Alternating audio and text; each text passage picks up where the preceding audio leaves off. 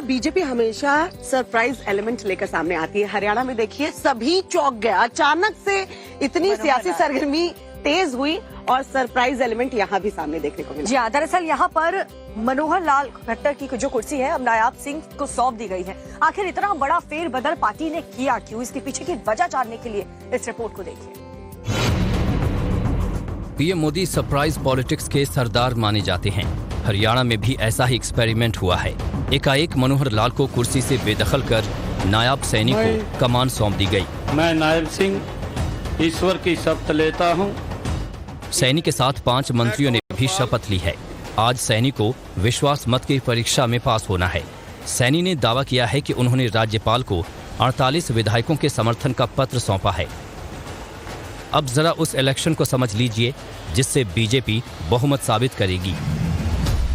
BJP 41, निर्दलीय 6, Haryana Lokhit party 1, कुल 48 विधायकों का समर्थन। इसके अलावा सूत्रों के मुताबिक जेजेपी के 5 विधायक भी बीजेपी के संपर्क में हैं। ये विधायक आज दिल्ली में ही हुई जेजेपी की बैठक में शामिल नहीं हुए थे। लेकिन सवाल ये है कि हरियाणा में अचानक 10 साल पुराने सीएम को बीजेपी ने क्यों हटाया। देश भर में एनडीए का कुनबा बढ़ रहा है।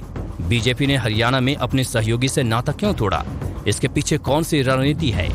2 महीनों में होने वाले लोकसभा चुनाव, 6 महीने बाद अक्टूबर में विधानसभा चुनाव। पहले लोकसभा चुनाव का गणित समझ लीजिए।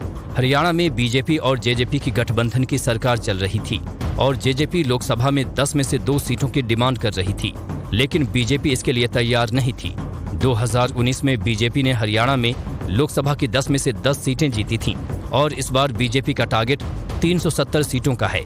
बीजेपी यही चाहेगी कि इस बार भी 10 में से 10 सीटें वही जीते और वो कोई भी सीट पर समझौता नहीं करना चाहती है।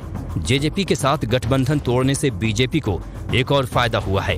हरियाणा में 25% जाट आबादी है और हरियाणा में कांग्रेस, आईएनएलडी और जेजेपी के बीच ही इन जाट वोटों को लेकर लड़ाई होती है।